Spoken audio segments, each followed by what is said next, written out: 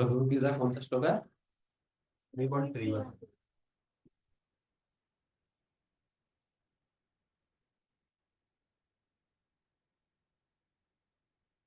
हरे कृष्ण कृष्ण कृष्ण हरे हरे, हरे राम राम राम हरे हरे। 3.31।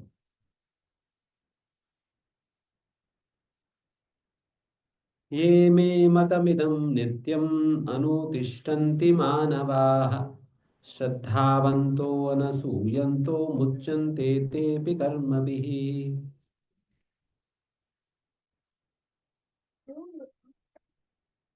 जो व्यक्ति मेरे आदेशों के अनुसार अपना कर्तव्य करते रहते हैं और ईर्ष्या रहित होकर इस उपदेश का श्रद्धा पूर्वक पालन करते हैं, वे सकाम कर्मों के बंधन से मुक्त हो जाते हैं। तात्पर्य: श्री भगवान कृष्ण का उपदेश समस्त वैदिक ज्ञान का सार है, अतः किसी अपवाद के बिना वह यह शाश्वत सत्य है। जिस प्रकार वेद शाश्वत हैं, उसी प्रकार कृष्ण भावनामृत का यह सत्य भी शाश्वत है। मनुष्य को चाहिए कि भगवान से ईर्ष्या किए बिना इस आदेश में दृढ़ विश्वास रखे। ऐसे अनेक दार्शनिक हैं जो भगवत गीता पर टीका रचते हैं, किंतु कृष्ण में कोई श्रद्धा नहीं रखते। वे कभी भी सकाम कर्मों के बंधन से मुक्त नहीं हो सकते। किंतु एक सामान्य पुरुष भगवान के इन आदेशों में दृढ़ विश्वास करके कर्म नियम के बंधन से मुक्त हो जाता है, भले ही वह इन आदेशों का ठीक से पालन न कर पाए। कृष्ण भावनामृत के प्रारंभ में भले ही कृष्ण के आदेशों का पूर्णतया पालन न हो पाए, किंतु चूंकि मनुष्य इस नियम से रुष्ट नहीं होता और पराजय तथा निराशा का विचार किए बिना निष्ठा पूर्वक कार्य करता है, अतः वह विशुद्ध कृष्ण भावनामृत को प्राप्त होता है। हरे कृष्णा प्रभु जी, दंडवत प्रणाम।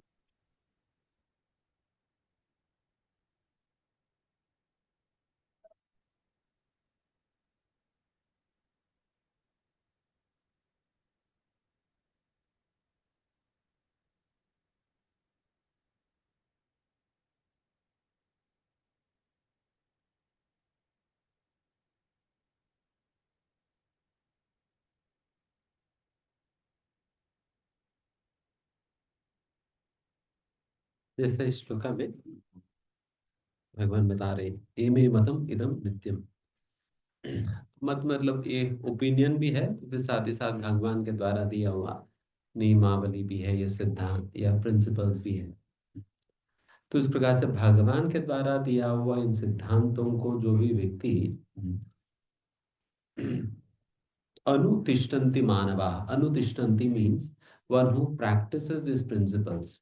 अनुतिष्ठन्ति मतलब जो व्यक्ति अपना जीवन के अंतर्गत इन सिद्धांतों को अपनाता है, जो भगवदगीता के अंतर्गत जो भी सिद्धांत भगवान ने दिया हुआ है, उन सिद्धांतों को जो व्यक्ति अपना जीवन में अपनाता है, अनुतिष्ठन्ति मानवा, जो मनुष्य इस प्रकार से इन सिद्धांतों को अपनाता है, एंड वो भी श्रद्धा के साथ, श्रद्धावंतो अनसूयंतो, इन ईर्ष्या रहित होकर श्रद्धा के साथ, जब इन शिक्षाओं को, जो शिक्षा मैंने दिया, उन शिक्षाओं को अपने जीवन में जो व्यक्ति अपनाता है, देन फिर उसका परिणाम क्या होगा? मुच्यन्ते ते भी कर्म भी, वो सारा कर्म बंधनों से वो मुक्त हो जाता है। He will be relieved from all sorts of karmic bondage.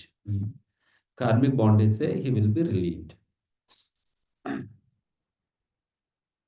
तो इस तात्पर्य के अंतर्गत श्रील प्रभुपाद जी बेसिकली दो शब्दों पे ज्यादा जोर दिए थे। एक तो श्रद्धावंतो और अनसूयंतो।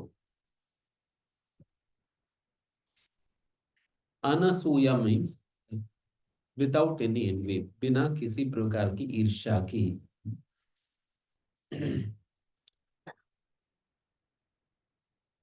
एंड वैसा तो जो व्यक्ति ईर्ष्या रहित है, वही असलियत में भगवद गीता के तात्पर्य को समझ पाएगा। एंड जो सही में भगवद गीता के तात्पर्य को समझ पाता है, वही व्यक्ति भगवद गीता की शिक्षाओं को अपने जीवन में उतार पाएगा। तो ईर्ष्या होने पर सिद्धांतों का अपने जीवन में पालन करना तो दूर की बात है, व्यक्ति समझ भी नहीं पाएगा ये भगवद गीता क्या कहती है, इसको समझ नहीं पाएगा। ईर्ष्या होने का मतलब क्या होता है कि भगवान से ईर्ष्या करना, भगवान से ईर्ष्या करना, जो व्यक्ति भगवान से ईर्ष्या करता है, जिनकी प्रति हमारा ईर्ष्या है, फिर उनको कभी भी हम अ, हमसे बेहतर करके या हमसे ऊंचा स्तर पर हम उनको देख नहीं पाएंगे। हमारे हृदय में थोड़ा सा खड़केगा कि अरे, ये मेरे से बेहतर कैसे हो सकता है, तो इस प्रकार से छुपता है। तो ये ईर्ष्या होता है। एंड वैसा तो इस सृष्टि के अंतर्गत किसी भी जीव की प्रति ईर्ष्या जो है वो भगवान के प्रति ईर्ष्या का ही प्रतीक है। Envying any living entity in this world is a reflection of our envy towards Krishna. भगवान के प्रति ईर्ष्या का ही रिफ्लेक्शन है किसी भी प्रति किसी भी जीव की प्रति ईर्ष्या होना। इसलिए सही में भगवान के प्रति ईर्ष्या रहित होने का मतलब ये होता है कि किसी भी जीव से भी ईर्ष्या नहीं करनी चाहिए, किसी भी जीव से ईर्ष्या नहीं करनी चाहिए। किसी भी जीव से ईर्ष्या नहीं करने का ये मतलब होता है, जैसा जीवों से ईर्ष्या हमारा ईर्ष्या नहीं है करके कब कहा जा सकता है? When at least you let them live, जब उनका आप जीने देते हो, देन यही बहुत बड़ा ईर्ष्या रहित व्यवहार है उन जीवों के प्रति। और साथ ही साथ उसके ऊपर से उनकी जीवनी में किसी भी प्रकार का सहायता देते हो, then that is even more non envious behaviour. तो इस प्रकार से ईर्ष्या रहित जो है हम केवल कई बार लोगों को लग सकता है मैं तो कहा भगवान से ईर्ष्या करता हूँ, बट आप कोई भी जीव के प्रति ईर्ष्या कर रहे हो तो भगवान के प्रति ईर्ष्या का ही प्रतिरूप है। तो इसलिए किसी भी जीव के प्रति ईर्ष्या नहीं किया जा सकता है। अगर इस प्रकार से जीव के प्रति हम ईर्ष्या करते हैं, देन फिर हम भगवतीयता को नहीं समझ पाएंगे, और भगवतीयता को समझ नहीं पाएंगे तो जो अनुतिष्ठन्ति मानवाः, मतलब इन शिक्षाओं का अपने जीवन में पालन करने वाली बात तो बिल्कुल भी नहीं रहेगा। इसलिए यहाँ पर श्रील प्रभुपाद जी ईर्ष्या रहित जीवन के विषय में व्यक्त कर रहे हैं। एंड ईर्ष्या रहित स्वभाव मतलब ये भी है कि जब हम अन्यों की प्रगति को देखकर हम खुश होते हैं, ये ईर्ष्या रहित जीवन है। And in even in a higher sense, we can even say that when we begin to celebrate others' success, अन्यों की सफलता को जब हम मनाने लगते हैं, देन सही में वो ईर्ष्या रहित जीवन है। जिस प्रकार से हम अपने जीवन में सफलता प्राप्त करने पे जिस प्रकार की खुशी आनंद हमें मिलता है ना, उसी प्रकार की खुशी अन्यों की सफलता को देखकर हमें मिलना चाहिए। अन्यों को आगे बढ़ते हुए देखकर हमें आनंद आना चाहिए, आनंद आना चाहिए। ऑल ऑफ दिस जो कंपनियों में बाहर दुनिया में जो चलता है, बैक बाइटिंग, लेग पुलिंग इत्यादि, दैट इज ऑल एनवी, तो सारी ईर्ष्या है। एंड इस प्रकार की ईर्ष्या से भरा हुआ हृदय वो बेचारा वो दुखी रहेगा,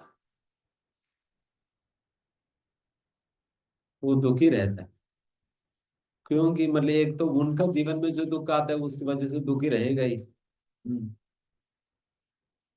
दूसरे लोगों के जीवन में जो सुख आता है वो भी उनके लिए दुख बन जाता है। तो फिर एक फैक्टर तो उनके जीवन में आया हुआ दुख की वजह से दुखी है, दूसरा फैक्टर अन्यों के जीवन में सुख देखकर उनको दुख हो जाता है। तो फिर अभी डबल हो गया ना। तो फिर कभी भी कोई सुखी रहता है, फिर उनको देखकर उनकी झलने लगता है।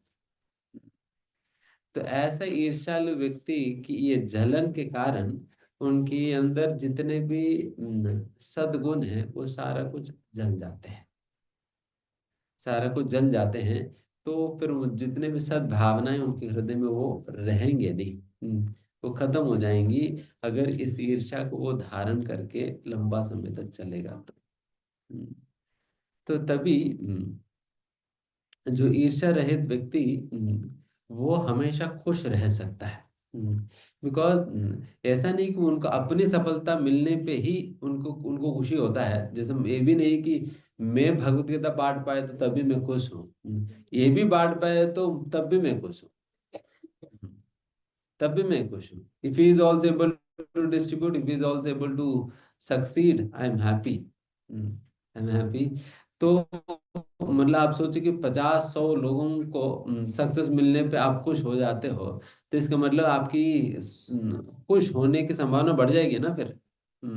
पहले तो आपको खुशी मिलने पर ही आप खुश होते थे, अभी 100 लोगों को खुशी मिलने पर भी आप खुश हो जाते हो, देन फिर आपकी सुख बढ़ जाएगी। तो आपका सुख बढ़ जाएगी, then you can remain happy for longer.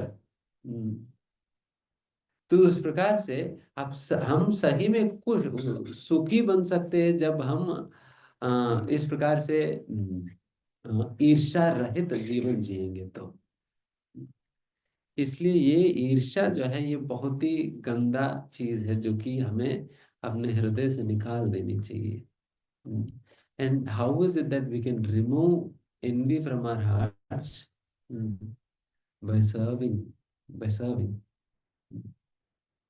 जब हम भगवान श्री कृष्ण की सेवा करते हैं एंड कृष्ण के भक्तों का सेवा करते हैं, देन उनकी सेवा करने की वजह से हमारा हृदय में ये जो गंदगी है वो निकल जाएगी, निकल जाएगी। And so that's why if you really want to be happy, then cultivate non-envious behavior. Then ईर्ष्या रहित जीवन जीने का प्रयास करनी चाहिए। अगर दुखी रहना है देन फिर ईर्ष्या करते रहो,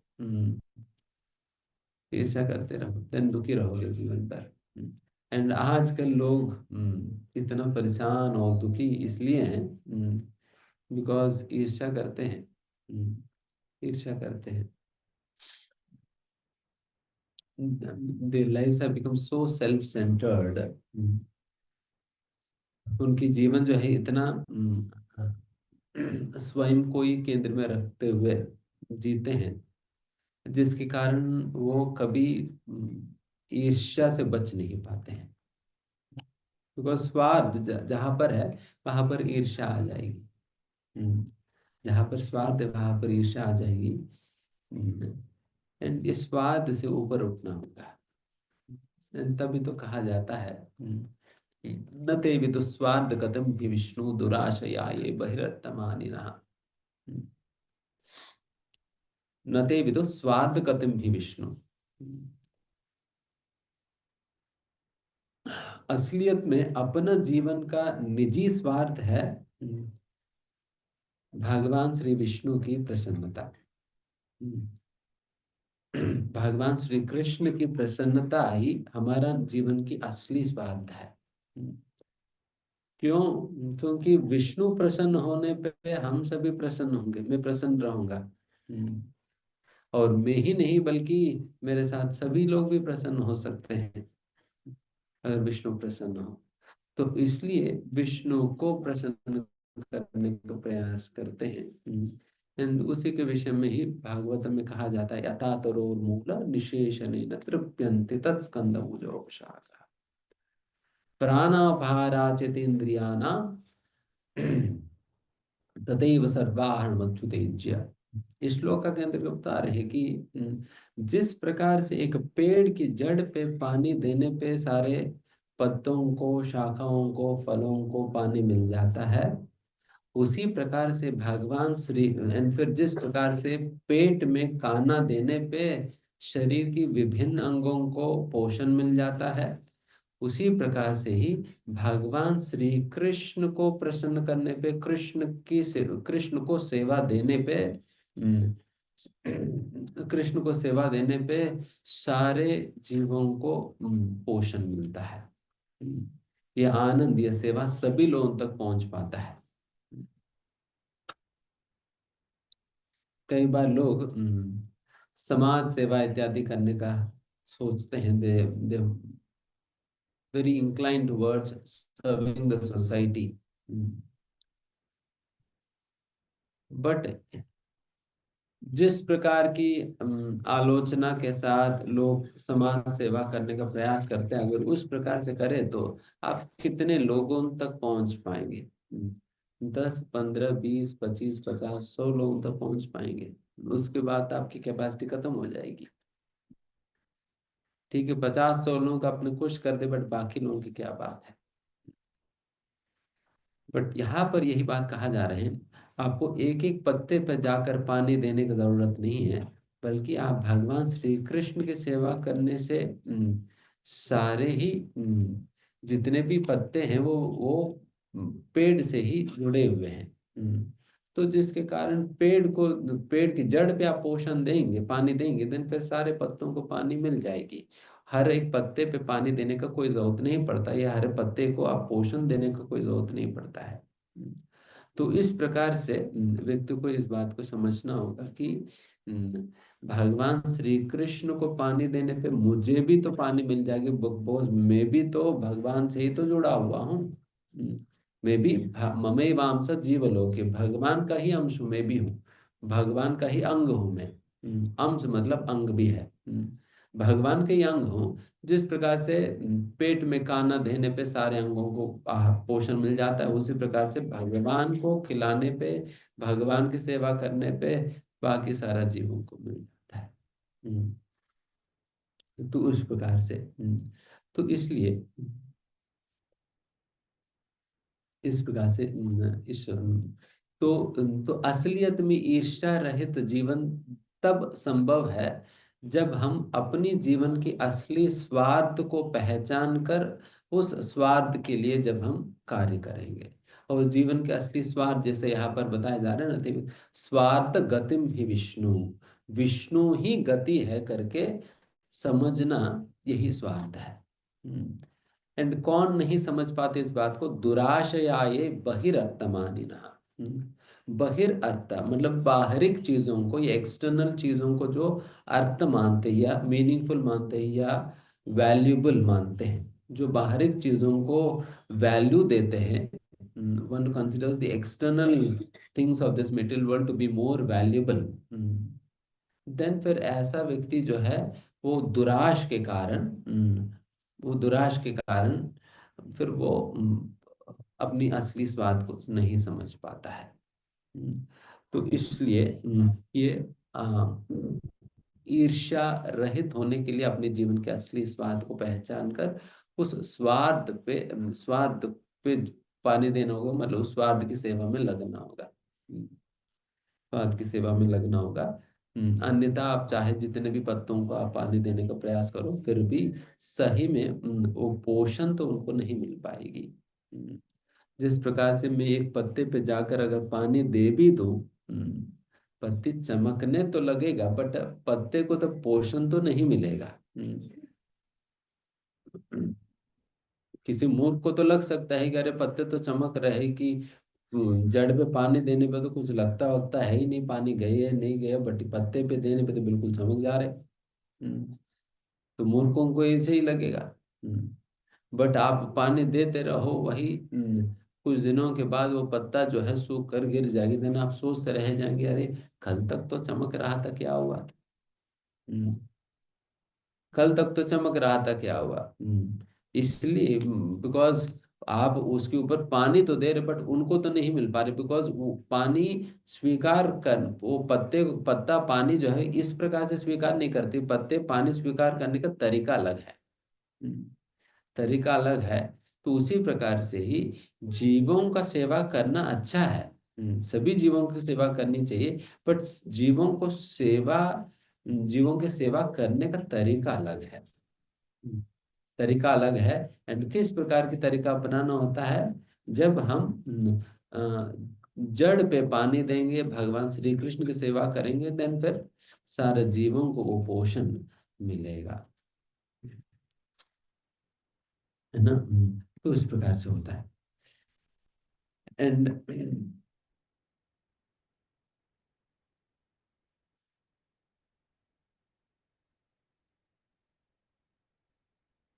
एंड दूसरा शब्द जो यहाँ पर उपयोग किया जा रहा है, श्रद्धावंतो। यहाँ पर प्रभुपाद जी बहुत बड़ी बात कहते हैं तात्पर्य में, कि हो सकता है कोई भगवान के द्वारा कही गई सारा नियमों को पालन करते हुए दिखता भी हो, बट उनमें मेरी भगवान कृष्ण के प्रति श्रद्धा नहीं है।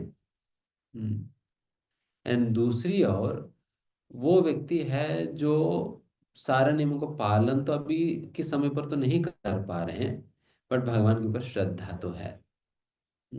इन दोनों का कंपैरिजन कर रहे हैं प्रभुपाद जी, बताते हैं कि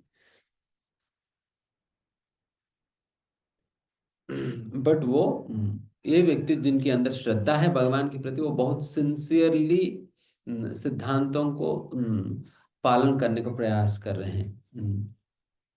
बहुत सिंसियरली इन चीजों को पालन करने का प्रयास कर रहे हैं, देन फिर वो व्यक्ति बेहतर है, बताते हैं।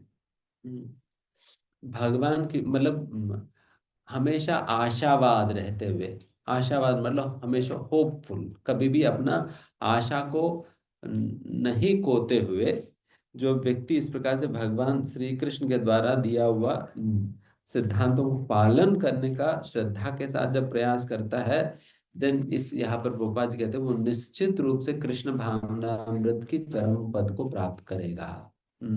कृष्ण भावना को प्राप्त करेगा, भगवत भक्ति को प्राप्त करेगा। एंड वही व्यक्ति दूसरी ओर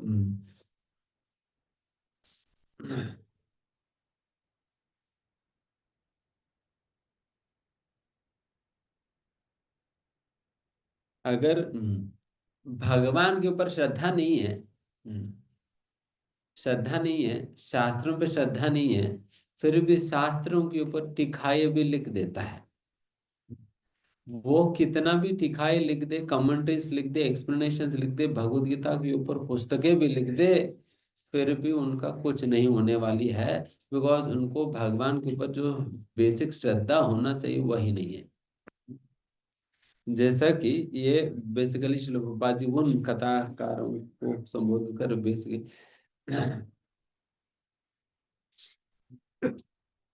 वैसा एक फेमस राइटर है जिसने भगवत गीता का श्लोकास के ऊपर उन्होंने टीका कमेंट्री दिया हुआ है, एक्सप्लेनेशन दिया हुआ है, अपना पुस्तक लिखा उन्होंने भगवत गीता के श्लोकों पे। एंड इस व्यक्ति ने पूरा भगवत गीता के श्लोकों पे पुस्तक लिख दिया। एंड इस व्यक्ति को कृष्ण की अस्तित्व पे ही श्रद्धा नहीं है, उनको लगता ही नहीं कि कृष्ण करके कोई थे करके, उनको विश्वास ही नहीं कृष्ण करके कोई थे करके, कोई विश्वास नहीं है। एंड इस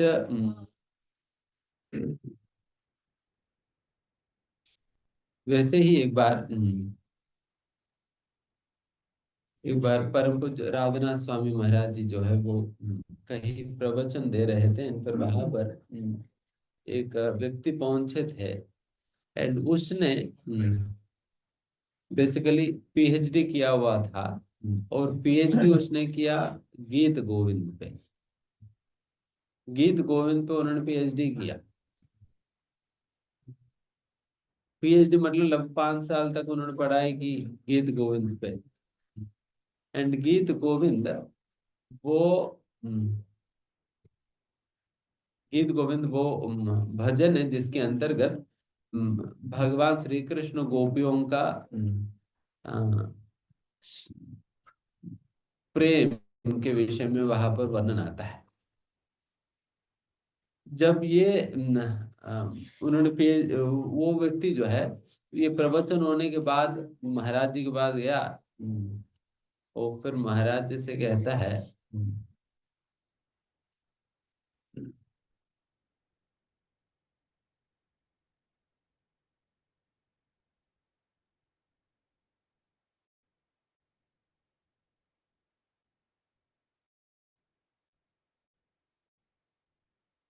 महाराज जी से कहता है कि अरे तुम लोग इतना की से पर लगा रहता है। हम्म, ये मूर्ख जो है इसने पीएचडी की, और उनको ऐसा लग रहा है कि आप लोग कृष्ण की भक्ति क्यों करते, फिर उसने पूरा गीत गोविंद पे पीएचडी करके समझा क्या उसने। हम्म, उन्होंने गीत गोविंद पे पीएचडी करके समझा क्या। उनको कृष्ण की स्तर और उनकी उनकी उनकी स्थिति और उनकी प्रेम, उनकी शक्ति इत्यादि को उनके विषय में कोई ज्ञात ही नहीं है। फिर ऐसा व्यक्ति क्या ही गीत गोविंद समझेगा। एंड फिर उनको दूसरा और कौन मूर्ख है कि उनको पीएचडी दे रहे हैं। शास्त्रों को पढ़ तो लेते हैं और उसके ऊपर कमेंट्रीज भी दे रहे हैं, एक्सप्लेनेशन दे रहे हैं, यहाँ पीएचडी कर ले रहे हैं, बट फिर भी उनको जो बेसिक श्रद्धा जो भगवान के ऊपर होनी चाहिए वो नहीं है। बेसिक श्रद्धा जो भगवान के ऊपर होनी चाहिए वो नहीं है। इसलिए वो चाहे कितना भी लिख दे या कितना भी कह दे, फिर भी उनकी जो इस प्रकार की प्रयास जो है वो उनको कहीं भी नहीं ले जाएगी। कहीं भी नहीं ले जाएगी। वही दूसरी ओर जिनके अंदर श्रद्धा है, वो सारा नियमों को ढंग से पालन नहीं भी कर पा रहे अभी के समय पर, बट वो सिंसियरली प्रयास कर रहे हैं और कभी भी वो अपना आशा को खो नहीं रहा है, तो फिर ऐसा व्यक्ति भगवान को निश्चित प्राप्त करेगा। इसलिए श्रद्धा बहुत ही महत्वपूर्ण है। इसलिए हमारा जो भक्ति के अंतर्गत प्रगति जो है वो श्रद्धा से नापा जाता है। श्रद्धा से नापा जाता है। हमारे अंदर भगवान के प्रति श्रद्धा कितना डेवलप हो रहे हैं या विकसित हो रहे हैं, उससे हम पता लगा सकते हैं कि हम भक्ति में किस हद तक बढ़ पा रहे हैं। इसलिए advancement in Krishna consciousness is nothing but advancement in faith. Advancement in faith, श्रद्धा में प्रगति है। श्रद्धा में प्रगति है। तो इसलिए हमें ये देखना होगा कि क्या मेरी अंदर भगवान के प्रति श्रद्धा बढ़ रहा है या नहीं। तब ये प्रश्न उठता है कि फिर हमारे अंदर भगवान के प्रति श्रद्धा बढ़ रही है या नहीं, कैसे पता चलेगा। ये पता चलेगा फ्रॉम आवर डेडिकेशन। कितना डेडिकेटेडली हम उन चीजों का पालन करने का इच्छुक है और कितना डेडिकेटेड है गुरु की आज्ञाओं को फॉलो करने के लिए, कितना समर्पित है। तो इससे पता चलता है कि हमारे अंदर कितना श्रद्धा है। अगर क्योंकि वैसा श्रद्धा की बात किया जाए तो हर कोई व्यक्ति कहता है कि मैं भी तो श्रद्धालु, मैं भी तो श्रद्धालु, मैं भी तो श्रद्धालु, ये सभी श्रद्धालु जन है करके। सभी श्रद्धालु जन है तो फिर यहाँ क्या कर रहे हैं। श्रद्धा नहीं है तभी यही घूम रहे हैं भौतिक दुनिया में। श्रद्धा हो तो वहां चले जाएंगे बहुत धाम। श्रद्धा नहीं है तभी तो हम लोग यहाँ घूम रहे हैं। तो हम श्रद्धालु नहीं है बल्कि श्रद्धा डेवलप करने का प्रयास कर रहे हैं बस। एंड श्रद्धा कैसे डेवलप कर रहे हैं? भक्ति करके, साधु संगति करके, श्रवण करके, पठन करके श्रद्धा डेवलप कर रहे हैं। तो इसलिए ये दो क्वालिटीज बहुत इंपॉर्टेंट है, श्रद्धावंतो अनसूयंतो। एंड तब जाकर व्यक्ति अनुतिष्ठन्ति मानवाः, ये शास्त्रों के वचनों का अपने जीवन में पालन कर पाएगा। वैसे पालन करने पे मुच्यन्ते तेपि कर्मभिः, देन वो सारे कर्म बंधनों से मुक्त हो पाएगा। तो इस प्रकार से ठीक है। नेक्स्ट श्लोका पे चलेंगे।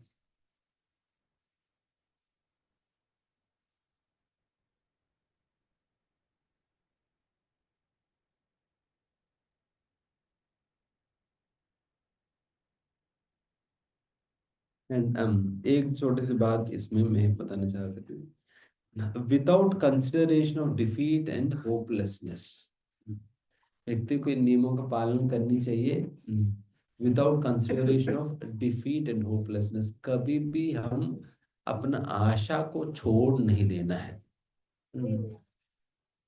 आशा को छोड़ नहीं देना है कि मतलब कई बार होता है ना, रोज बहुत प्रयास कर लिया, हमसे नहीं हो पाया, बहुत हो गया, अभी तो छोड़ देते। बहुत प्रयास कर लिया, हमसे नहीं हो पाएगी। तो इस प्रकार से होप नहीं छोड़ना चाहिए। होप नहीं, आशा नहीं छोड़ना है कि मेरे से नहीं हो पाएगी, अभी नहीं हो पाएगी, मैं कर नहीं पाऊंगा।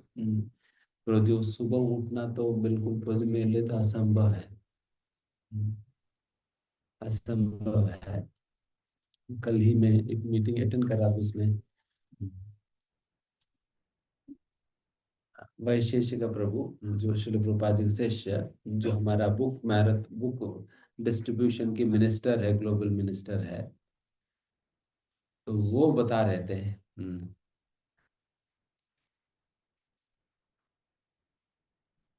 टू लूज होप और to think that it is not possible is atheistic idea. ये नास्तिकवाद है। इस प्रकार से सोचना ही नास्तिकवादी, ये मेरे से नहीं हो पाएगी।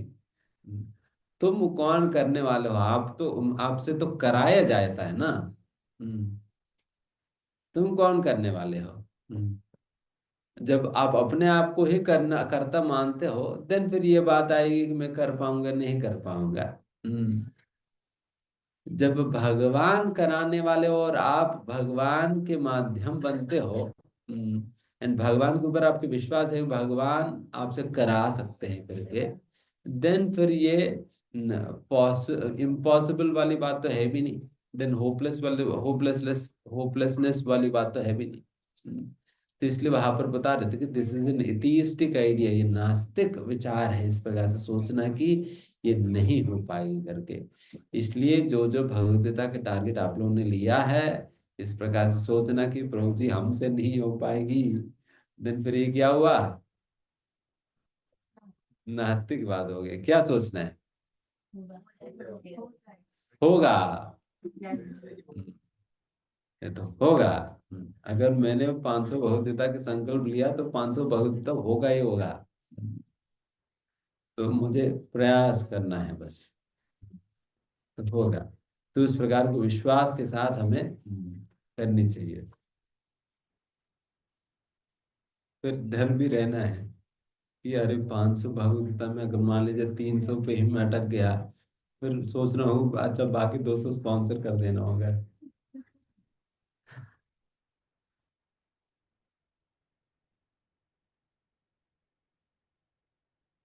क्योंकि फिर आप टारगेट फुलफिल नहीं करा तो दिन फिर जिम्मेदारी किनका होगी? भगवान का थोड़ी होगा। हम्म, आप खुद करेंगे ना।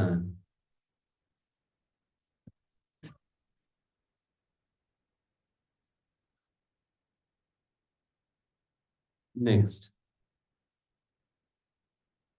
ये त्वएतत् अभ्यसूयन्तो नानुतिष्ठन्ति मे मतम् सर्वज्ञानविमूढांस्तान् विद्धि नष्टान् अचेतसः। किंतु जो ईर्ष्यावश इन उपदेशों की उपेक्षा करते हैं और इनका पालन नहीं करते, उन्हें समस्त ज्ञान से रहित, दिग्भ्रमित तथा सिद्धि के प्रयासों में नष्ट भ्रष्ट समझना चाहिए। तात्पर्य, यहाँ पर कृष्ण भावना भावित न होने के दोष का स्पष्ट कथन है। जिस प्रकार परम अधिशासी की आज्ञा के उल्लंघन के लिए दंड होता है, उसी प्रकार भगवान के आदेश प्रति अवज्ञा के लिए भी दंड है। अवज्ञाकारी व्यक्ति चाहे कितना ही बड़ा क्यों न हो, वह शून्य हृदय होने से आत्मा के प्रति तथा पर ब्रह्म परमात्मा एवं श्री भगवान के प्रति अनभिज्ञ रहता है। अतः ऐसे व्यक्ति से जीवन की सार्थकता की आशा नहीं की जा सकती। हरे कृष्णा प्रभु जी धन्यवाद। ये त्वएतत् अभ्यसूयन्तो असूयन्तो, जो व्यक्ति ईर्ष्या की वजह से मेरी द्वारा दिया हुआ इन शिक्षाओं को नकार देता है, तो उनके विषय में क्या सोचना चाहिए? नानुतिष्ठन्ति मे मतम। देन इसका मतलब ये समझ लेना होगा, इन चीजों को अपना जीवन में पालन नहीं कर पा रहे हैं, देन फिर सर्व ज्ञान विमूढ़ाम स्थान, फिर ये समझ लेना चाहिए कि वो सारा ज्ञान से विमूढ़ हो चुका है। Is bereft of all knowledge, is befooled and then विद्धि नष्टान अचेतसः। एंड वो जो भी सिद्धि प्राप्त करने का जो प्रयास कर रहे हैं, वो प्रयास भी निष्फल हो जाएगी।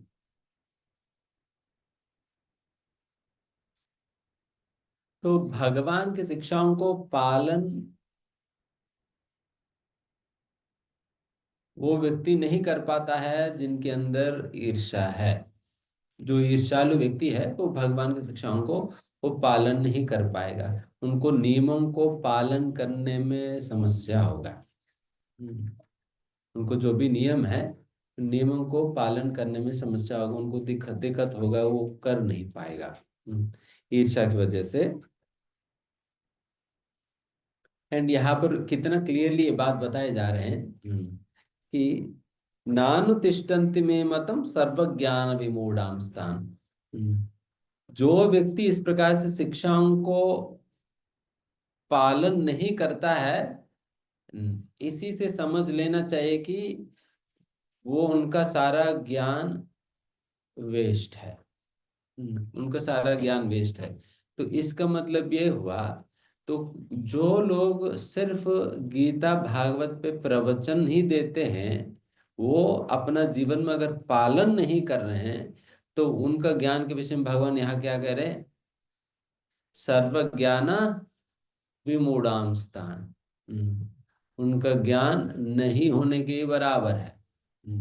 उनको ज्ञानी नहीं माना जाता। उनका उनके द्वारा कही गई बातें वो ज्ञान नहीं माना जाएगी। जो व्यक्ति केवल प्रवचन देता है, पुस्तकें लिखता है, बट स्वयं अपना जीवन में भगवद गीता की शिक्षाओं का आचरण नहीं करता है, देन फिर ऐसा लोगों की ज्ञान बिल्कुल वो वेस्ट है।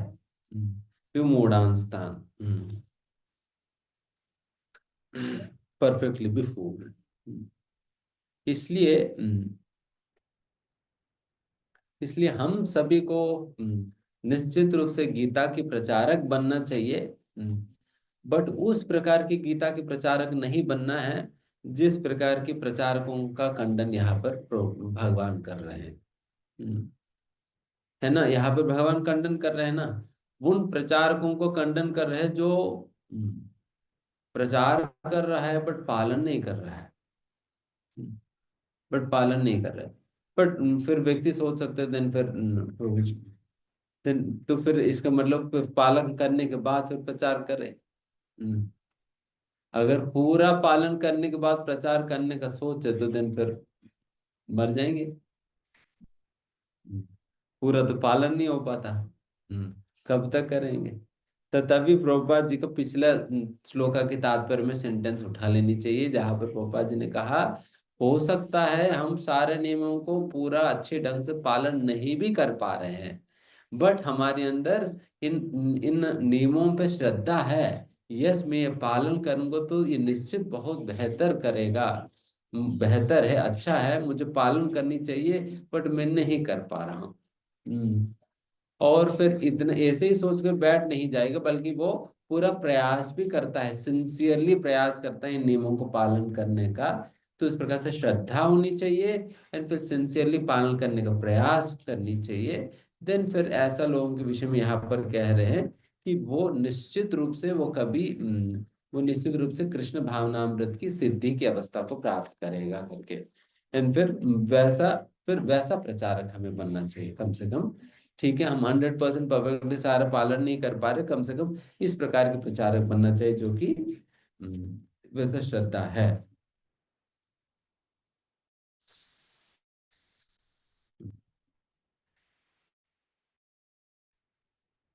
एंड इस या ज्ञान की बातें करते हैं या पुस्तकें लिखते हैं, बट स्वयं पालन नहीं कर रहे हैं, उनके ज्ञान भी नष्ट हो जाएगी। एंड फिर साथ ही साथ वो उनका जो सिद्धि को प्राप्त करने का जो उनकी जो प्रयास है वो भी विफल हो जाएगी।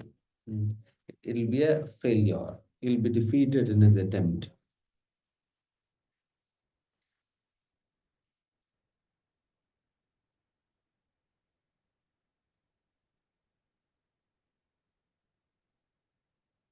सदृशं चेष्ट सदृशं चेष्टते स्वस्या प्रकृतिर्ज्ञानवानपि प्रकृतिं यान्ति भूतानि निग्रह किं करिष्यति। हरे कृष्णा प्रभु जी। ज्ञानी पुरुष भी अपनी प्रकृति के अनुसार कार्य करता है, क्योंकि सभी प्राणी तीनों गुणों से प्राप्त अपनी प्रकृति का ही अनुसरण करते हैं। भला दमन से क्या हो सकता है? तात्पर्य, कृष्ण भावनामृत के दिव्य पद पर स्थित हुए बिना प्रकृति के गुणों के प्रभाव से मुक्त नहीं हुआ जा सकता, जैसा कि स्वयं भगवान ने 7वें अध्याय में कहा है।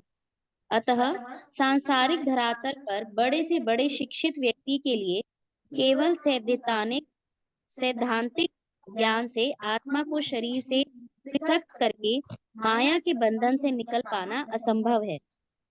ऐसे अनेक तथाकथित आध्यात्मवादी हैं जो अपने को विज्ञान में बढ़ा चढ़ा मानते हैं, किंतु भीतर भीतर वे पूर्णतया प्रकृति के गुणों के अधीन रहते हैं, जिन्हें जीत पाना कठिन है। ज्ञान की दृष्टि से कोई कितना ही विद्वान क्यों न हो, किंतु भौतिक प्रकृति की दीर्घकालीन संगति के कारण वह बंधन में रहता है। कृष्ण भावनामृत उसे भौतिक बंधन से छूटने में सहायक होता है, भले ही कोई अपने नियत कर्मों के करने में संलग्न क्यों न रहे। अतः पूर्णतया कृष्ण भावना भावित हुए बिना नित्य कर्मों का परित्याग नहीं करना चाहिए। किसी को भी सहसा अपने नित्य कर्म त्याग कर तथाकथित योगी या कृत्रिम आध्यात्मवादी नहीं बन जाना चाहिए।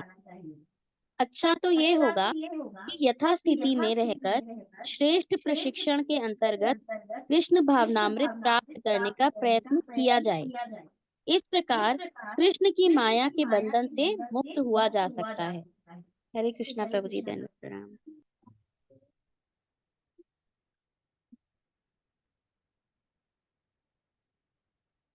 यस,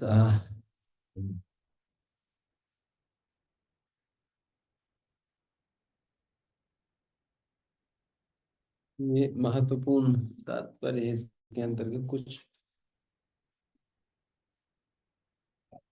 जरूरी बातें हम चर्चा करेंगे इसमें कि सदृदम चेष्टते स्पश्चा प्रकृतिर ज्ञानवान अपि। ज्ञानवान मतलब जिनके पास ज्ञान है उनको ज्ञानवान कहा जाता है। जिनके पास धन है धनवान है, जिनके पास ज्ञान है ज्ञानवान है। तो ज्ञानवान अपि, बहुत बड़ा ज्ञानवान होने के बावजूद भी प्रकृतम यान्ति भूतानि निग्रह किम करिष्यति। चाहे कितना भी ज्ञानवान होने के बावजूद भी व्यक्ति प्रकृतम यान्ति भूतानि, वो अपने प्रकृति मतलब स्वभाव के अनुसार ही तो चलता है। चाहे कितना भी ज्ञानवान होने के बावजूद भी वो अपना स्वभाव से मजबूर, वो अपना स्वभाव के अनुसार चलता है। तो फिर ऐसा परिस्थितियों में निग्रह किम करिष्यति। निग्रह किम कर, निग्रह मतलब सप्रेस करना, अपने इंद्रियों के वेग को दबा कर रखना, क्या फायदा है। तो इसका मतलब ये हुआ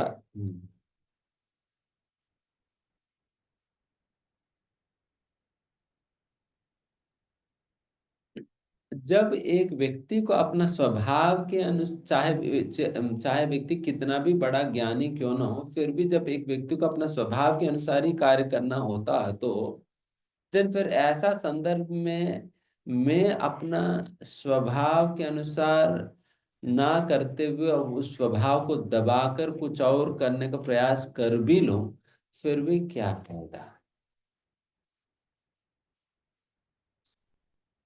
फिर भी क्या फायदा। इसका मतलब इसका मतलब मान लीजिए कि मुझे हम्म,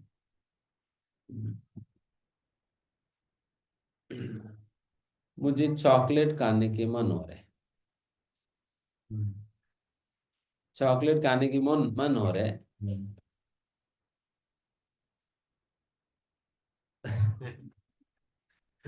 सीक्रेट कम्युनिकेशन चल रहा है। मान लीजिए मुझे चॉकलेट खाने के मन हो रहे हैं।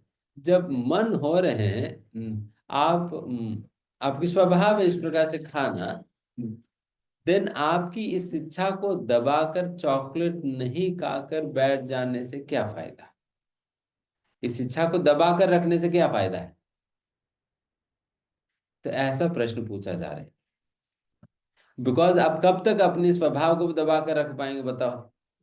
ठीक है, एक दिन चॉकलेट नहीं खाओगे, 2 दिन नहीं खाओगे, तीसरे दिन नहीं खाओगे, पांचवा दिन तो लगेगा अरे भाई सब इतने लोग चॉकलेट खा रहे, ये भी उनका बर्थडे भी आ गया, फिर ये सभी लोग चॉकलेट बांटा है, तो इनकी प्रसन्नता के लिए चॉकलेट खा लेते हैं।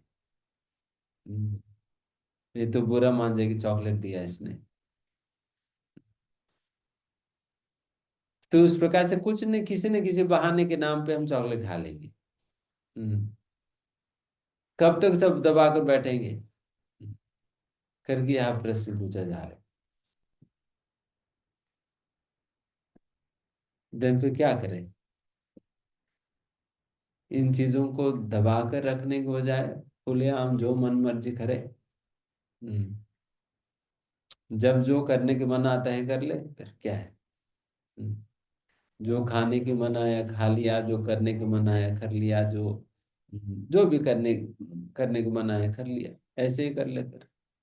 जब निग्रह किम करिष्यति। देखिए, ऐसा परिस्थितियों बिकॉज ऐसा परिस्थिति में ये प्रश्न आता है कि अगर इस प्रकार से अपना इच्छाओं को निग्रहण करने का कोई जरूरत नहीं है या संभव नहीं हो, तो देन शास्त्रों में इतने सारे नियम क्यों देंगे बताइए। अगर ये संभव नहीं है या फायदा नहीं है, देन शास्त्रों में इतने सारे नियम क्यों देंगे फिर। दे रहे हैं इसका मतलब संभव है ना, तभी तो दे रहे हैं। ये पालन करना संभव है, तभी बताया जा रहा है कि ये पालन करो करके। तो ये असंभव वाली बात नहीं है। इसलिए ये इस प्रकार से सोचना, निग्रहम किम करिष्यते, इस प्रकार से दबा कर रखने से क्या फायदा करके सोचना, ये केवल हम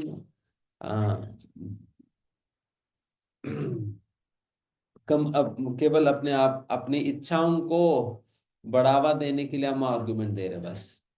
हम्म, इच्छाओं को डिफेंड करने के लिए हम आर्गुमेंट दे रहे हैं, तो इसलिए इस प्रकार से नहीं करनी चाहिए। एंड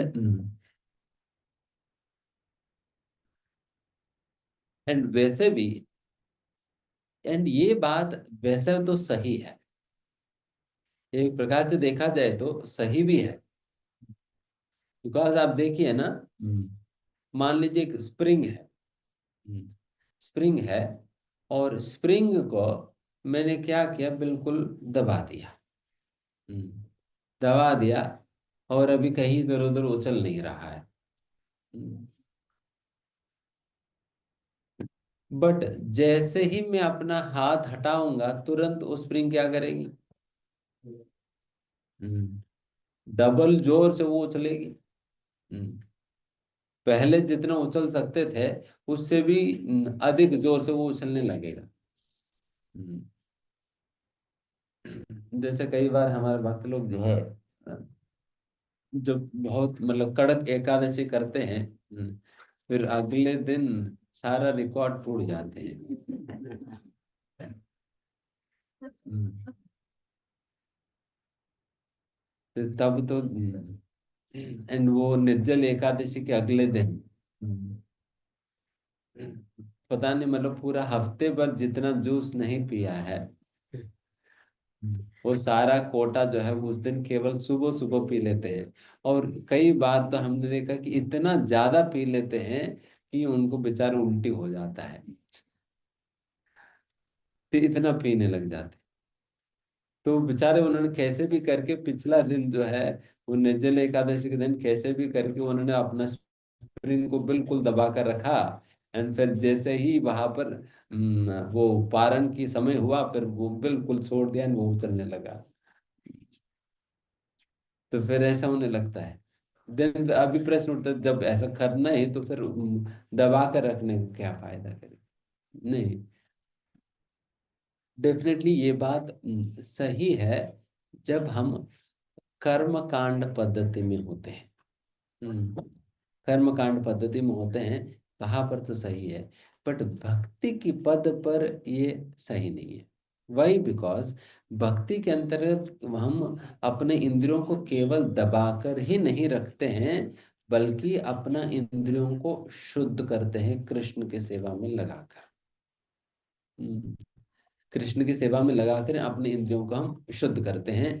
तो इस प्रकार से इंद्रियों को शुद्ध करने के कारण इन इंद्रियों के अंतर्गत ये जो उछलने की या इंद्रिय तृप्ति करने की जो लालसा, इच्छा है, वो धीमे धीमे धीमे धीमे खत्म हो जाएगी। धीमे धीमे खत्म हो जाएगी। देखिए, मतलब इस प्रकार से खत्म ना हो तो हम लोग हम लोग दिन में कितने बार चाय पीते तो बताओ, और कितने बार कॉफी पीते थे। एंड लहसुन प्याज के बिना सब्जी नहीं बनता था। हम्म, और जो मांसाहार करने वाला तो दूसरी बात है। और क्या क्या फ्राई खाते थे, किचन फ्राई, मटन फ्राई, ये फ्राई, वो फ्राई, ये है वो है करके कितना क्या क्या खाते थे। तो ये सारा कुछ अभी घई कहा। हम्म, सारा कुछ घई कहा।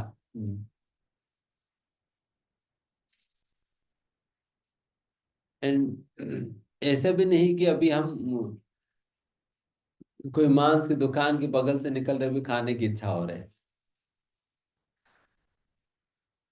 वैसे भी तो नहीं होता।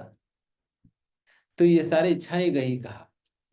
Basically all of these desires slow, I mean initially हम दबा कर रखते हैं, बट बाद में ये इच्छाएं प्यूरिफाई हो जाते हैं।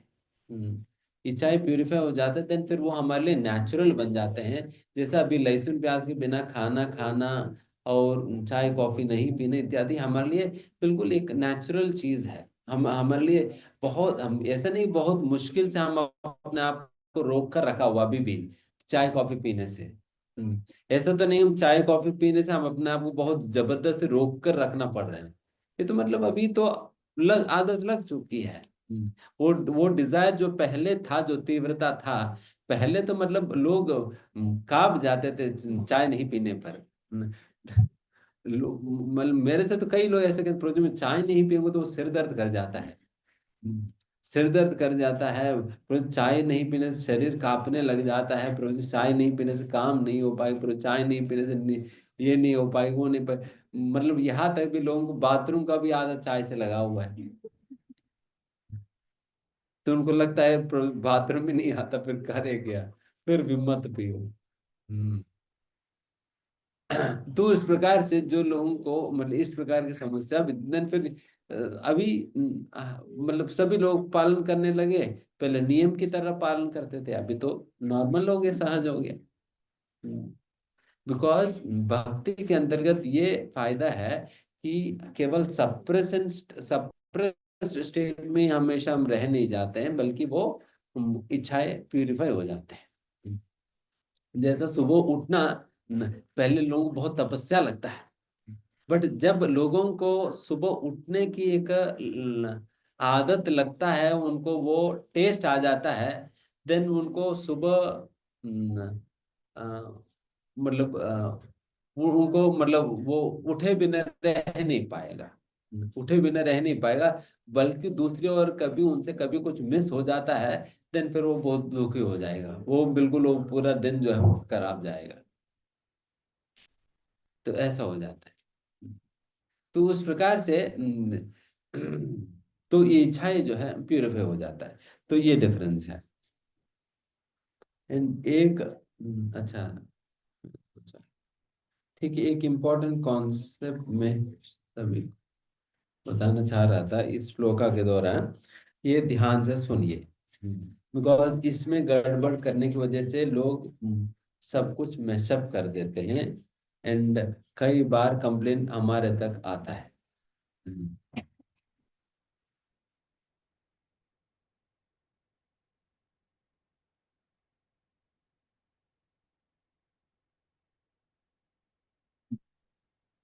Therefore, without being fully in Krishna consciousness, one should not give up his occupational duties.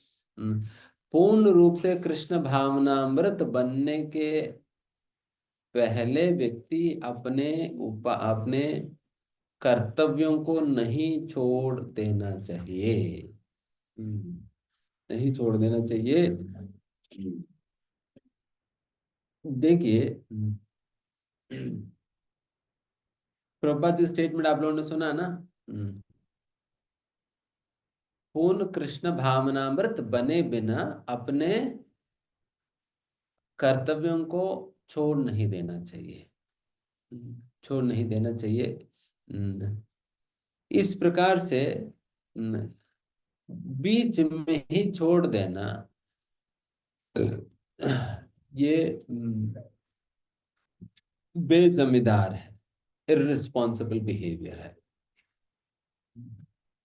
अनासक्ति के नाम पर, डिटैचमेंट के नाम पे अपनी ड्यूटीज को सही प्रकार से नहीं करना, चाहे घर पे हो, ऑफिस में हो, भक्ति के नाम पे और डिटैचमेंट के नाम पे, अनासक्ति के नाम पे अपनी कर्तव्यों को, ऑफिस में हो, घर पे हो, अपनी कर्तव्यों को सही प्रकार से नहीं करना, इसकी खंडन किया जा रहा है। इसकी खंडन किया जा रहा है, because this appears to be detachment, but that is not detachment. That is not detachment. कई बार लोग हमसे ऐसा कहते हैं, प्रभु जी अभी तो हम भक्ति में आ गया, भक्ति बहुत अच्छा लग रहे हैं, प्रभु जी वो पढ़ाई में मन नहीं लग रहा है, पढ़ाई में मन नहीं लग रहे, प्रभु जी वो ऑफिस काम में ना बिल्कुल मन हट गया, घर के कामों से ना बिल्कुल मन हट गया।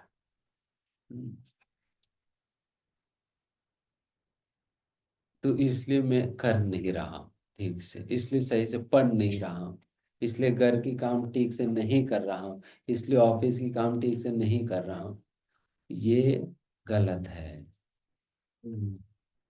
ये गलत है। ये डिटैचमेंट नहीं है। ये डिटैचमेंट नहीं है। ये इररिस्पॉन्सिबल एंड लेजीनेस को हम भक्ति के नाम पे डिफेंड कर रहे हैं बस। अपनी इररिस्पॉन्सिबल बिहेवियर को, अपनी आलसीपन को हम भक्ति के नाम पे, हम भक्ति की टाइटल देकर हम उसको कवर अप करने का प्रयास कर रहे हैं, बट ऐसा नहीं करनी चाहिए। रादर व्यक्ति को इन चीजों को रिस्पॉन्सिबिलिटी के साथ, जिम्मेदारी के साथ इन चीजों को प्रॉपरली करनी चाहिए। इन चीजों को प्रॉपरली करनी चाहिए, इन चीजों को इररिस्पॉन्सिबल नहीं बनना चाहिए, इन चीजों पे अनासक्ति के नाम पे हमें इररिस्पॉन्सिबल नहीं बनना है, बल्कि रिस्पॉन्सिबली इन चीजों को हमें निभानी चाहिए।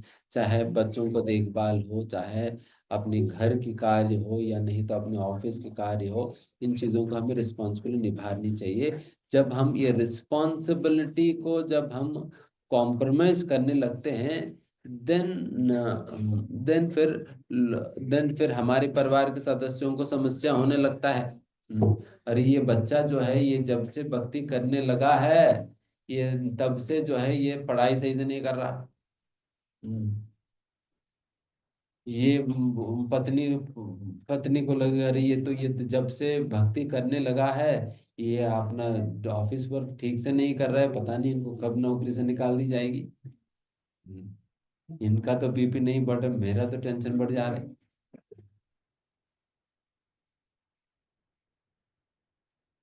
और पति को लगता है कि ये पत्नी जब से भक्ति करने लगी है, ये तब से बिल्कुल ध्यान ही नहीं देती घर की कामों के लिए, घर की कामों पे कोई कोई ध्यान ही नहीं देती है। बच्चे क्या कर रहे हैं, पति क्या कर रहा है, कोई ध्यान नहीं है इनको।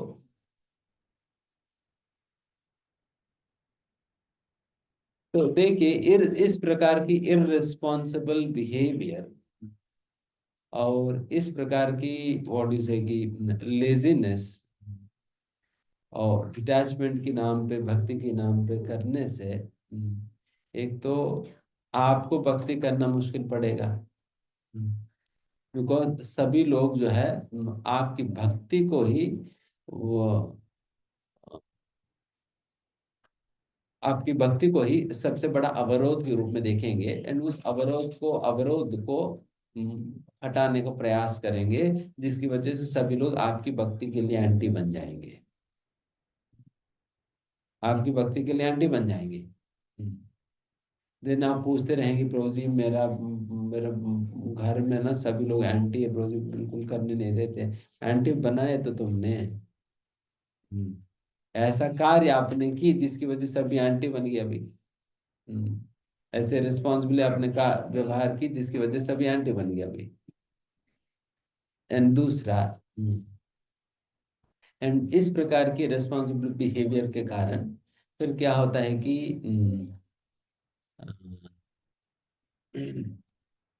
लोगों का लोगों का भक्ति के ऊपर श्रद्धा विश्वास वो टूट जाता है,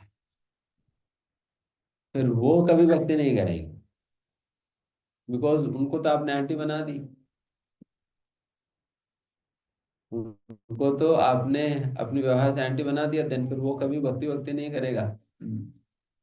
अगर आप उल्टा उनको मतलब वैसा समय पर अगर उनको प्रचार करने का प्रयास करें ना, देन एग्जैक्टली ऐसा काम करेगा जैसा कि अग्नि पे घी ढालने की काम करेगी। अग्नि के ऊपर घी ढालने की काम करेगी, एंड आपने एक और आपने अपने व्यवहार से एंटी बना दिया, आपने उसके ऊपर पेट्रोल घी डाल दिया, देन फिर देखना कैसे जलेगा। तब मजा लेंगे, देन सारा ठंडक जो है खत्म हो जाएगी, गर्मी लगने लगेगा। तो वो भी नहीं करनी चाहिए। एंड तीसरा नुकसान ये है कि लोग भगवान से विरोध करने लगेंगे, लोग भगवान से विरोध करने लगेंगे, एंड भगवान के प्रति गुरुजनों के प्रति अपराध करेंगे, बिकॉज उनको लगेगा कि ये भगवान ही तो है ना, इनकी वजह से ये जो है पूरा बदल गया है, ये तो मेरे मेरे बात नहीं मानते हैं, ऐसा है वैसा है करके, तो इस प्रकार से करने लगेंगे, है ना। तो इसलिए इस प्रकार की इररिस्पॉन्सिबल बिहेवियर डिटैचमेंट के नाम पे हमें नहीं करनी चाहिए, बल्कि हमें रिस्पॉन्सिबली हम यहाँ पर हमें अपने घर के कामों को, ऑफिस के कामों को बहुत जिम्मेदारी के साथ हमें उसे निभानी चाहिए, निभानी चाहिए। इसको कॉम्प्रोमाइज नहीं करना है, एंड कॉम्प्रोमाइज करेंगे देन शुरुआत में तो आपकी बच्ची भक्ति अच्छा हो जाएगी, बट बाद में आपको इतना मेंटल टेंशन होगा क्योंकि घर पे ही कुरुक्षेत्र शुरू हो जाएगी। जब भी आप माला पकड़ेंगे उनको लगेगी तो शंख बजा रही, देन वो अपना शंख बजाएंगे, शंख बजाकर देन फिर शुरू हो जाएगा, फिर वहां पर लड़ाई वड़ाई कुछ ना कुछ, तो फिर वो दिक्कत हो जाएगी। तो इसलिए हमें आप जितना अपने रिस्पॉन्सिबिलिटीज को, आप अगर स्टूडेंट है अच्छा से पढ़ाई करनी चाहिए, पढ़ाई भी करनी चाहिए, इसका मतलब ये नहीं कि भक्ति छोड़ना है, भक्ति भी करनी है, बट पढ़ाई भी तो करनी चाहिए। ये एक्सपेक्टेशन है आपकी माता पिता का। अगर आप नहीं करेंगे देन फिर उनको लगे यार ये तो भक्ति के कारण ही इनका मार कम आया है। ये तो भक्ति करने के पहले तो ठीक ठाक पढ़ते थे, एंड अभी भक्ति करने लगे तो इनकी मार कम आ गया, तो इनकी माला छुड़वा दो। माला छुड़वाने लगे। दूसरी प्रकार से ही दूसरी प्रकार से सभी लोग एंटी बन जाएंगे, तो इसलिए फिर ये रिस्पॉन्सिबली हमें करना होगा। एंड एंड एंड इसका मतलब दूसरी और इसका मतलब ये भी नहीं कि ठीक है जीवन भर बस ऐसे ही करते रहेंगे, फिर उसका भी पर्याय है। ठीक है, जब तक आप हो तब तक तो ठीक से करें ना। जिस दिन छोड़ दिया तो उस दिन तो छोड़ ही दिया। पर जब तक हो तो तब तक तो ठीक से करनी ही चाहिए। जैसा कि शास्त्रों से एक उदाहरण बताते हैं। रघुनाथ दास गोस्वामी वो बचपन से ही हरिदास ठाकुर से बहुत प्रभावित थे। वो अपने घर, मतलब हालांकि रघुनाथ दास ठाकुर जो है वो बहुत बड़े जमींदार के परिवार से थे, जिनकी जिस परिवार की हर महीने की कमाई था कई लाखों सोने की सिक्का। कई लाखों सोने की सिक्का वो लोग कमाते थे। मतलब आज के रुपए की बात नहीं है, एक रुपए में, मतलब एक सिक्के में कितने रुपए समाये हो पता नहीं है। उस समय सोने के सिक्का थे, वो उस प्रकार कई लाखों सोने के सिक्का वो कमाया करते थे एक एक महीने में। एंड वैसा बहुत ही धनी परिवार से रघुनाथ दास गोस्वामी एक लौता पुत्र थे। एक लौता पुत्र थे। एंड बट वो रघुनाथ दास गोस्वामी को किसी भी प्रकार की संपत्ति, धन, सुविधाओं से इत्यादि बिल्कुल आकर्षण नहीं था, आसक्ति नहीं था। वो हमेशा वो हरिदास ठाकुर से बहुत प्रभावित थे। हरिदास ठाकुर की भक्ति, समर्पण, नाम जप इत्यादि देखकर बहुत प्रभावित हुआ करते, अक्सर उनसे मिलने जाया करते थे। जब हरिदास ठाकुर से उन्होंने समझा कि हरिदास ठाकुर को प्रेरणा जो है महाप्रभु से मिलता है करके, देन रघुनाथ दास गोस्वामी का और इच्छा बढ़ गई महाप्रभु से मिलने का, उनसे और प्रेरणा प्राप्त करने का।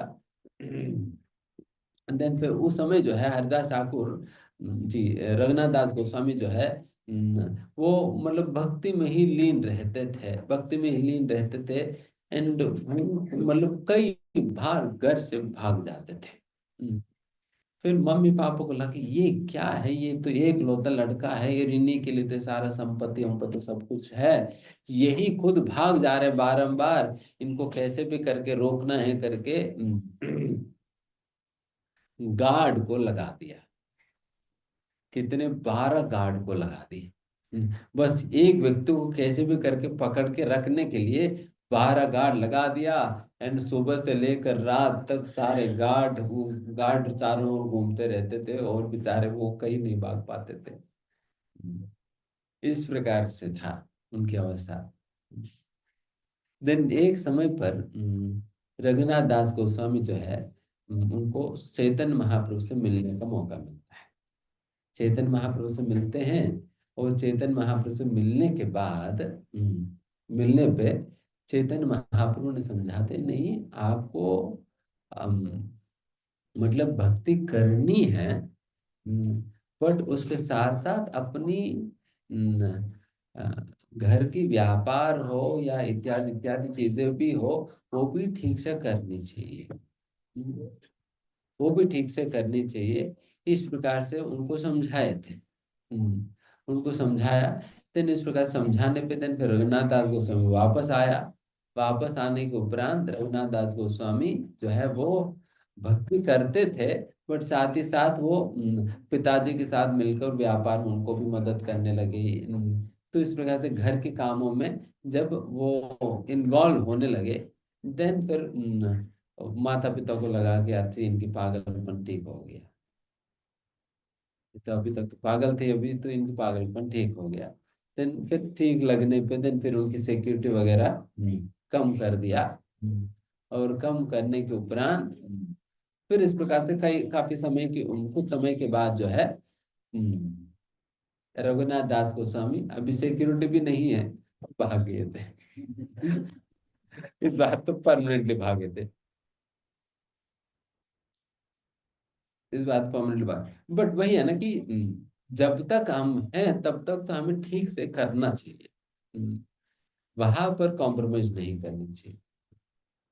वहां पर कॉम्प्रोमाइज कर, पर जिस दिन कोई व्यक्ति इस प्रकार से संन्यास स्वीकार करता है, ब्रह्मचर्य स्वीकार करता है या वानप्रस्थ स्वीकार करता है, देन फिर उस दिन के बाद तो वो तो अलग ही है जीवन। बट जब तक हम हैं तब तक तो हमें इन चीजों को ठीक प्रकार से निभानी चाहिए। एंड हमें अपने जीवन को ऐसा सुव्यवस्थित करनी चाहिए जिससे हम भक्ति भी कर सके एंड फिर इन चीजों को भी ठीक प्रकार से कर सके। एक प्रॉपर राइट बैलेंस लाने का हमें प्रयास करनी चाहिए। अपनी वर्क लाइफ को, अपनी इन चीजों को भी उस प्रकार से हमें अपने कमिटमेंट्स को उस प्रकार से कर। देखिए हम कमिट करने के बाद कमिटमेंट्स बनाकर हम उसको कॉम्प्रोमाइज नहीं करनी चाहिए। रादर पहले से ही आप कमिटमेंट्स को ही क्लियर कर दो, मैं इतने ही कर पाऊंगा करके। ताकि उनको क्लियर रहे कि आपकी क्या कमिटमेंट है, एंड उस कमिटमेंट को पूरा कर, उस कमिटमेंट को पूरा कर लो। उस प्रकार से आप एक प्रोफेशनल तरीके से अपनी चीजों को डील करनी चाहिए। अगर वैसा नहीं करेंगे तो देन फिर आप कमिट कर रहा, आपने कहा कि मतलब मैं डिलीवर कर दूंगा, घुमा रहे हो उनको, घुमा रहे हैं, देन फिर ये ठीक नहीं है। ये ठीक नहीं है।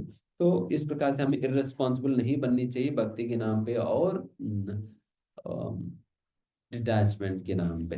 रादर हमें रिस्पॉन्सिबली अपने कार्यों को करनी चाहिए, करनी चाहिए। एंड इसका मतलब ये भी नहीं कि भक्ति नहीं करना है, भक्ति भी करना है। बट ये बैलेंस ही आपको बहुत ध्यान से करना होगा, बैलेंस बहुत अच्छा से करना होगा। देखिए मतलब ऐसा भी नहीं कि बिल्कुल ही कोई प्रेशर या प्रेशर नहीं आएगी आपके घर वालों की तरफ से। प्रेशर तो होगा हल्का, बट उसको आप बहुत ज्यादा एंटी मत बना लो उन लोगों को। वो प्रेशर हल्का में ही रखकर, थोड़ा सा प्रेशर तो रहेगा ही। कहा लोग कह रहे कि प्रभु जी आप बैठ जाओ, आप माला कर लो, मैं सारा काम करके दे दूंगा, ऐसा तो कोई कहने वाला तो नहीं है। तो थोड़ा सा प्रेशर तो रहेगा, बट फिर भी हम करते हैं। बट उसको हम विद इन लिमिट्स रखनी चाहिए, विद इन लिमिट्स रखनी चाहिए। ये थोड़ा सा बैलेंस समझ कर हमें चलना होगा, ये इम्पोर्टेंट है। ठीक है, तो यहाँ समाप्त कर देते हैं। धन्यवाद। शुभपाल की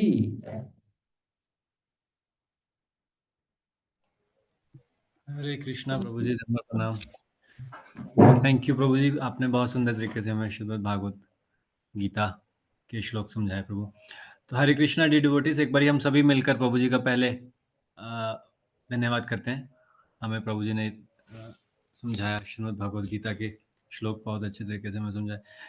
हरे कृष्ण महामंत्र के साथ हम प्रभु जी का पहले धन्यवाद करते हैं before taking questions. Hare Krishna Krishna Krishna Hare Hare, Hare Ram Ram Ram Hare Hare. Thank you प्रभु जी। प्रभु जी क्वेश्चंस अभी ले सकते हैं कुछ?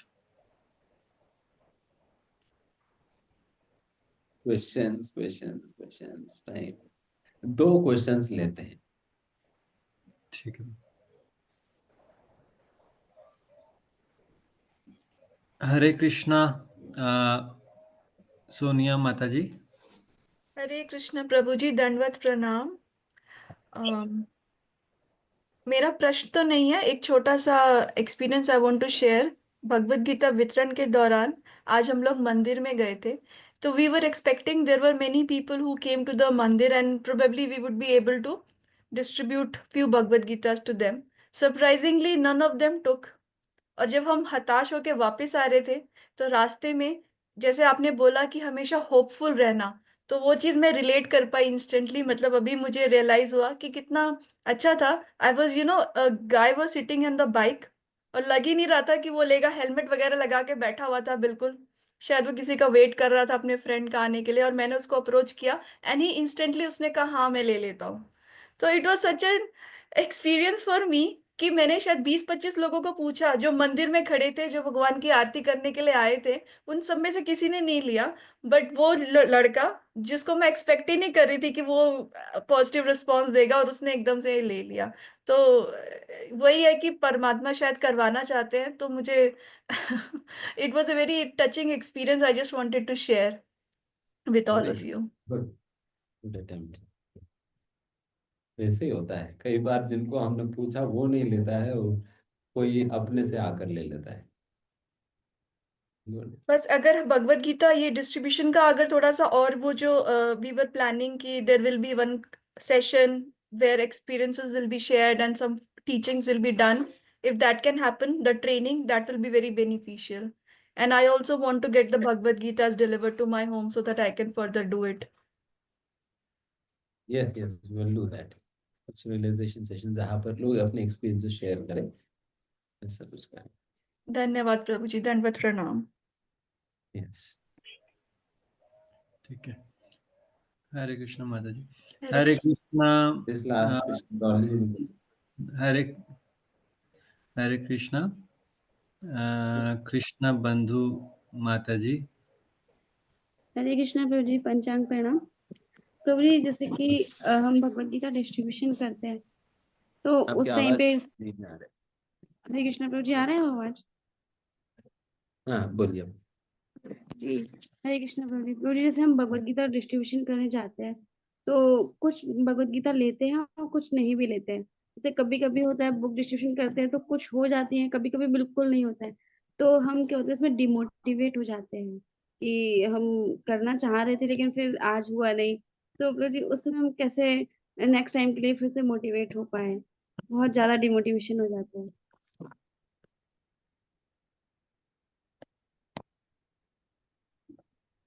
या हाँ, डेफिनेटली भगवद बांटते वक्त ये बहुत कॉमन फैक्टर है डिमोटिवेट होना, बिकॉज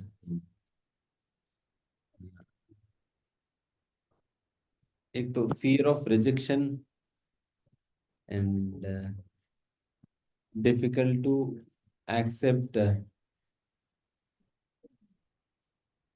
व्हाट यू से कि फेलियर, ये दोनों मुश्किल पड़ जाता है। एक तो फियर ऑफ रिजेक्शन के कारण हम जाने में ही हेजिटेट करते हैं, एंड कैसे भी करके धैर्य करके चले भी गया, एंड हारने की डर रहता है। तो बेसिकली क्या है कि ये बात हमें समझना होगा कि any attempt to serve Krishna that is made will never go in vain. जो भी प्रयास हम भगवान की सेवा करने के लिए हम करते हैं, वो चाहे एक्सटर्नली सफलता मिले या ना मिले, वो प्रयास कभी विफल नहीं जाता है।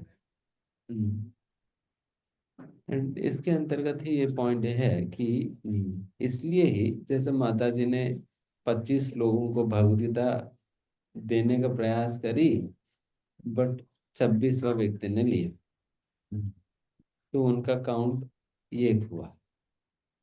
बट भगवान जो अकाउंट मेंटेन करते हैं, उस अकाउंट में तो माता जी के नाम पे 26 चढ़ गया, 26 चढ़ गया। बिकॉज भगवान ये नहीं देखते हैं कि सामने वाला लिया या नहीं, सामने वाला लेना नहीं लेना वो उनकी इच्छा है। भगवान ये देख रहे हैं कि तुम प्रयास कर रहे या नहीं। आप प्रयास कर रहे नहीं, ये भगवान देखते हैं। तो भगवान को आपकी प्रयास से मतलब एकदम, फिर भगवान तो जितने भी आपने प्रयास किए वो सारा टिक मार कर दिया। देन फिर जितने लोगों का आप देने का प्रयास किए वो सारा आपके नाम पे काउंट हो जाएगी। अगर 100 लोगों का आप देने का प्रयास करें तो 100 हो गया आपके नाम पे। तो उस प्रकार से जैसा कि अभी रिसेंटली हम सुन रहे थे, मीटिंग हुआ था, तो उसमें सारा कंट्रीज की रिप्रेजेंटेटिव्स आए हुए थे, गीता मैराथन के रिप्रेजेंटेटिव्स। तो वैसा ब्रिटेन की ओर से एक डिवोटी आए थे, रिप्रेजेंट कर रहे थे ब्रिटेन, लंदन को। देन फिर वो बता रहे थे कि उन लोगों की टारगेट ये था कि टू नॉक एटलीस्ट 1,08,000 हाउसेस। कम से कम 1,08,000 घरों को नॉक करना उनकी लक्ष्य है। मतलब इतना भगवदगीता जाए ना जाए दूसरी बात है, बट इन इतने घरों को नॉक करके उन लोगों को गीता देने का प्रयास करना उनका लक्ष्य है। तो उस प्रकार से तो उतना सारा, एक तो ये है। एंड दूसरी अंडरस्टैंडिंग ये है कि देखो, as I've said, no attempt to serve Krishna, एक तो no attempt to serve Krishna goes unrecognized, and दूसरा no attempt to serve Krishna goes in vain। ये दोनों ही, एक तो अनरिकॉग्नाइज भी नहीं जाएगी, दूसरा वेस्ट भी नहीं होगा। अभी कैसे रिकॉग्नाइज होता है मैंने बताया, एंड दूसरा अभी कैसे वेस्ट नहीं जाता है मैं बता रहा हूँ। वेस्ट क्यों नहीं जाता है करके कि मान लीजिए कि एक बहुत मजबूत दीवार है, मजबूत दीवार है, एंड वो एक बार मारने पे गिरता नहीं है। देन फिर क्या हुआ, मैं आकर उसको बहुत जोर से धक्का मारा, वो गिरा नहीं। तो मेरे पीछे से एक और व्यक्ति आया, फिर उन्होंने भी जोर से धक्का मारा, तब भी नहीं गिरा। और तीसरा व्यक्ति आया, फिर उसने और जोर से मारा, तब थोड़ा सा हिलने लगा।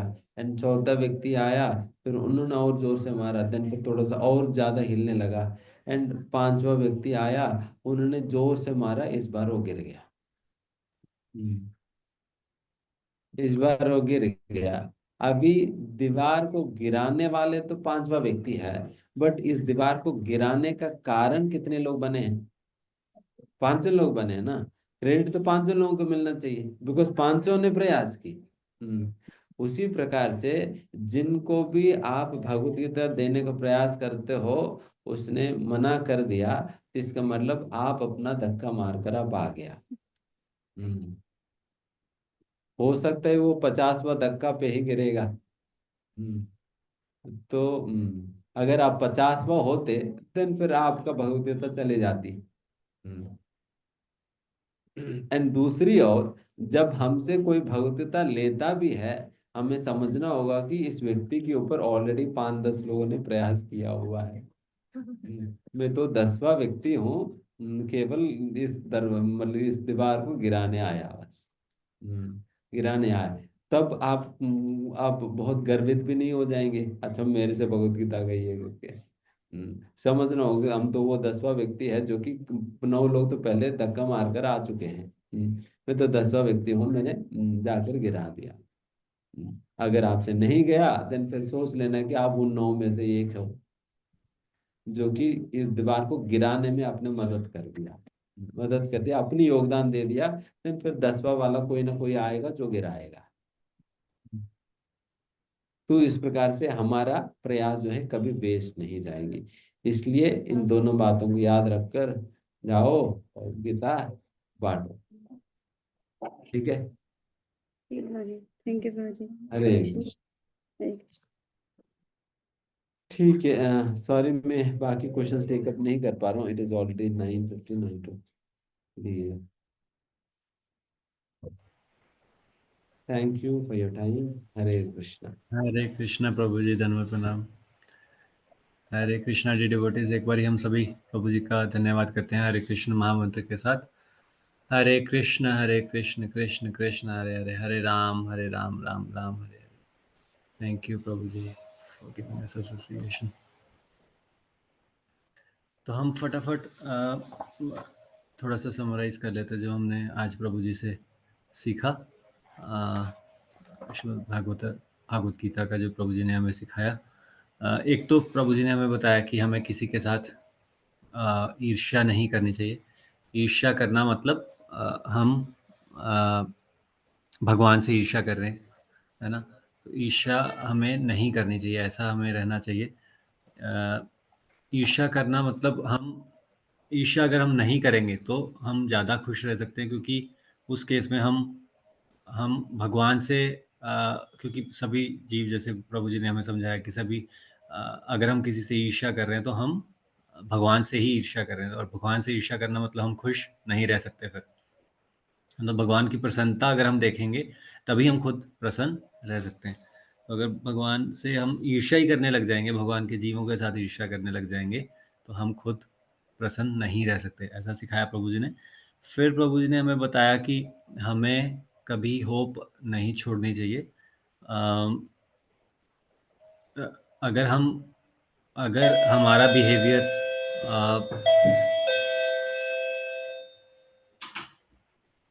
अगर हमारा बिहेवियर होपलेस वाला एटीट्यूड दिखा रहा है, तो इसमें नास्तिकतावाद दिखता है, क्योंकि होप ना रहना मतलब हम भगवान का, क्योंकि हम अपने आप को फिर कर्ता मान रहे हैं, है ना। अगर हम अपने आप को कर्ता मान बैठ रहे हैं और हम कह रहे हैं कि हम काम कर रहे हैं, तो फिर, और ऐसा तो होता नहीं।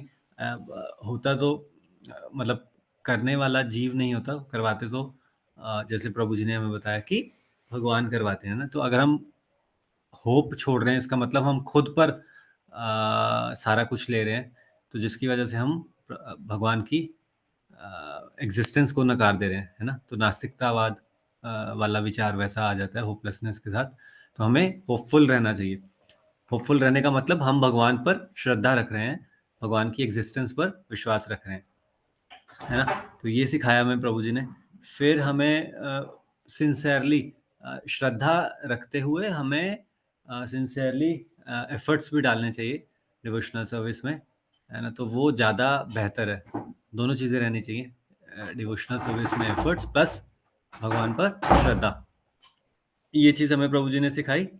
फिर प्रभु जी ने हमें बताया कि कृष्ण कॉन्शियसनेस में रहते हुए इच्छाएं कभी खत्म नहीं होती, इच्छाएं कभी दबती नहीं है, इच्छाएं सिर्फ प्योरीफाई हो जाती हैं, है ना। तो ऐसा नहीं है कि इच्छाएं हमने दबा दी कृष्ण कॉन्शियसनेस में या वैसा, वो इच्छाएं सिर्फ प्योरीफाई हो जाती हैं जब हम कृष्ण भगवान की चेतना में रहते हैं, है ना। ये हमें प्रभु जी ने सिखाया। फिर हमें प्रभु जी ने एक बात और बताई, बहुत इंपॉर्टेंट बात, कि हम जिस भी आश्रम में रह रहे हैं, है ना, ब्रह्मचारी, गृहस्थ, वानप्रस्थ, संन्यास, हमें उस आश्रम को रिस्पॉन्सिबिलिटी के साथ उस आश्रम का पालन करना चाहिए, उस आश्रम के साथ व्यवहार करना चाहिए, उस आश्रम में कार्य करने चाहिए, है ना। तो अगर हम गृहस्थ में हैं तो हमें गृहस्थ के सभी जो नियम पालन है, जो भी रिस्पॉन्सिबिलिटीज रहती हैं गृहस्थ पर, वो कृष्णा कॉन्शियसनेस में रहते हुए ही करनी चाहिए। ऐसा नहीं है कि हमें डिटैच हो जाना है गृहस्थ में और कृष्ण कॉन्शियसनेस में बने रहना है। तो ऐसा नहीं प्रभु जी ने हमें सिखाया। हमें प्रभु जी ने हर आश्रम को, रिस्पेक्टिव आश्रम को फॉलो करते हुए, उस आश्रम में बने रहते हुए, उस आश्रम के कार्य करते हुए कृष्ण कॉन्शियसनेस में रहने का कोशिश करना चाहिए, जीवन यापन वैसा करना चाहिए। तो ऐसा प्रभु जी ने हमें सिखाया। ठीक है, तो हम सभी ऐसे ही प्रभु जी से सीखते रहें, है ना। हम सभी प्रभु जी से श्रीमद् भगवद गीता, श्रीमद् भागवतम की क्लासेस से सुने, समझें, भगवान की चेतना में हम बने रहें, भगवान का श्रवण करें, है ना। तो ऐसे ही हम आप सभी हमारे सेशंस में जुड़ें। आप सभी का आज की क्लास के लिए बहुत बहुत धन्यवाद। ठीक है, तो हम अभी आज की क्लास को यहाँ पर विराम देते हैं। वांछा कल्पतरुक्ष कृपा सिंधुभ्यः च पतितानां पावनेभ्यो वैष्णवेभ्यो नमो नमः। अनंत कोटि वैष्णव वृंद की जय। श्रील प्रभुपाद की जय। निताय गौर प्रेमानंदे। हरि हरि बोल। Thank you dear devotees. Hare Krishna. Thank you.